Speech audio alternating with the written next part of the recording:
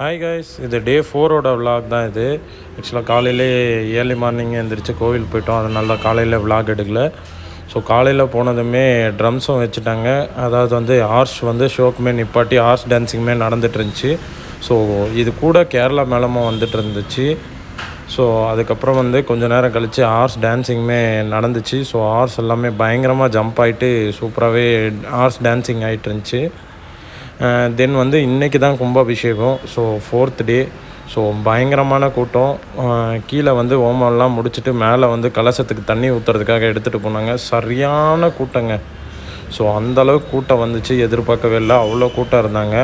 So அதுலேயுமே அடித்து பிடிச்சி மேலே வந்து தீர்த்த தண்ணி வாங்குறதுக்காக மேலே அவ்வளோ கூட்டத்துலேயுமே போய் நின்றுட்டோம். ஸோ நின்று முடித்ததுமே நல்லபடியாக வந்து தண்ணி எல்லாமே போட்டு முடிச்சிட்டாங்க. ஸோ இந்த கும்பாபிஷேகம் வந்து சூப்பராகவே முடிஞ்சதுன்னு சொல்லலாம்.